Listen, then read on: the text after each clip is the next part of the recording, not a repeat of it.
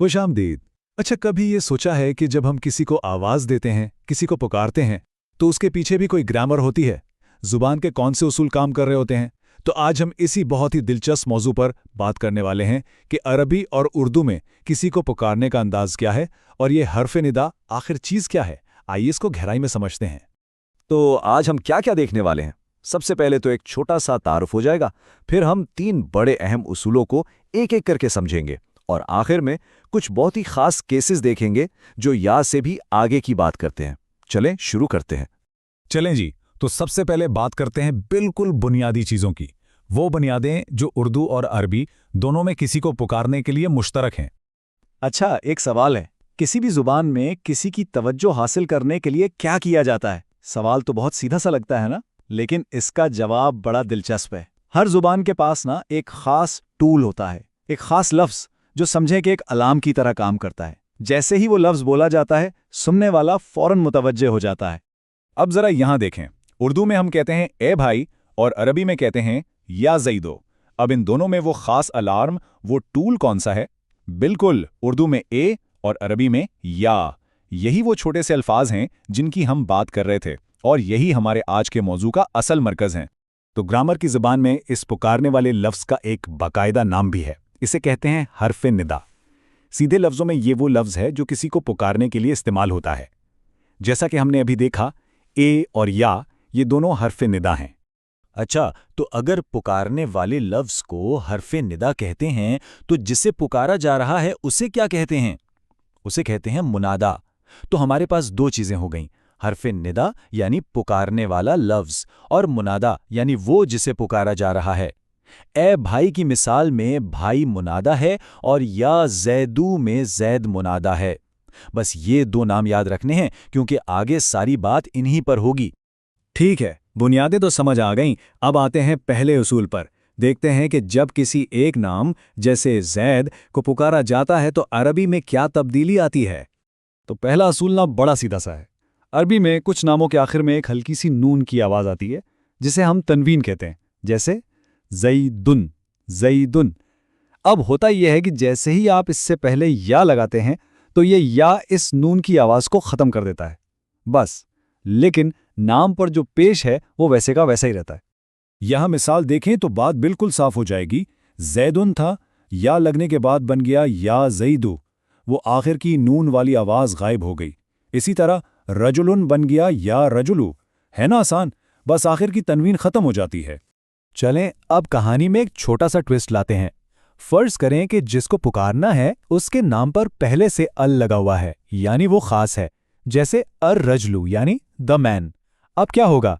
यहां एक बहुत दिलचस्प बात है। अरबी में आप सीधा सीधा या रजुलो नहीं कह सकते, ये ग्रामर के खिलाफ है। तो इस मसले को हल करने के लिए जुबान बीच में एक मददगार लफ्ज़ ले आती है। मुज़क्कर के लिए लफ्ज़ है अय्युहा और मुअन्नस के लिए अय्यतुहा। तो फिर ये बनता कैसे है? अर्रजुलू को पुकारना हो तो हम कहेंगे या अय्युहर रजुलू, और अगर अत्तिफलतु यानी बच्ची को पुकारना हो तो कहेंगे या अय्यतुहा तिफलतु।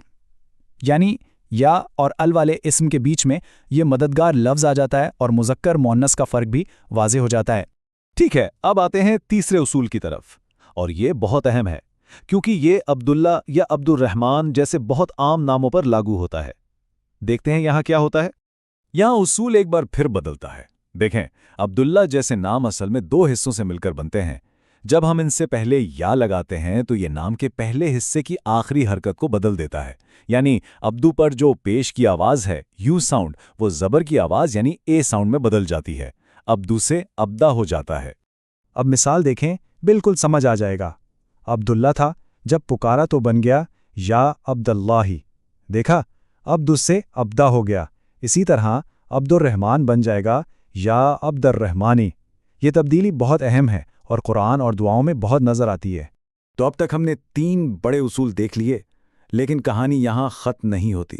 अब हम कुछ ऐसी ख़ास सूरतें देखेंगे जो याद से भी आगे की बात करती हैं, और यहीं ज़बान की असल खूबसूरती नज़र आती है। एक सवाल, क्या किसी को पुकारने के लिए या का लफ्ज़ी तौर पर मौजूद होना हमेशा ज़रूरी है? और जवाब है नहीं। कभी कभी या छुपा होता है, वो बोला नहीं जाता, लेकिन मुनादा की हालत हमें बता देती है कि इसे पुकारा जा रहा है। یہ بالکل ایسے ہے جیسے ہم اردو میں کسی کا نام پکارتے ہوئے آخری آواز کو کھینچ دیتے ہیں۔ احمد، اے تو نہیں بولا، لیکن لہجہ بتا رہا ہے کہ پکارا جا رہا ہے۔ اور ایک اور خاص حرف بھی ہے، میم مشدد، جو پکارنے کے لیے استعمال ہوتا ہے۔ اب آتے ہیں اس خاص میم مشدد کی سب سے مشہور مثال پر، اور وہ ہے لفظ اللہم۔ یہ لفظ آخر بنا کیسے؟ بہت سادہ ہے۔ یہ اصل میں لفظ اللہ ہے جس کے آخر میں وہ خاص پکارنے والا حرف ما یعنی میم مشدد لگا دیا گیا ہے، اور یہ مل کر بن گیا اللہم، جس کا مطلب ہے اے اللہ۔ تو جو عام حرف ندا یا ہے اور یہ خاص حرف میم، ان میں دو بڑے فرق ہیں۔ پہلا فرق، یا ہمیشہ نام سے پہلے آتا ہے، جیسے یا اللہ، لیکن میم ہمیشہ نام کے بعد آتا ہے، جیسے اللہم۔ اور دوسرا سب سے اہم فرق، یہ خاص میم صرف اور صرف اللہ کے نام کے ساتھ ہی استعمال ہوتا ہے اور کسی کے لیے نہیں۔ اور اب آخر میں ایک ایسی مثال جو سب نے سنی ہوگی اور جو اس پورے تصور کو ایک ساتھ جوڑ دیتی ہے۔ قرآن میں دعا ہے ربنا، یہاں یا تو نظر نہیں آ رہا، تو پھر ربنا کی جگہ ربنا کیوں ہے؟ یہ وہی تیسرا اصول ہے۔ رب پر زبر اس بات کی نشانی ہے کہ اس سے پہلے ایک پوشیدہ یا موجود ہے۔ اصل میں یہ یا ربنا ہے، یعنی اے ہمارے رب۔ تو دیکھیں کیسے گرامر کا ایک چھوٹا سا اصول دعا کے معنی میں گہرائی پیدا کر دیتا ہے۔ آئندہ جب بھی ربنا پڑھیں یا سنیں تو اس کے پیچھے چھپے اس پکارنے کے انداز کو ضرور یاد رکھیے گا۔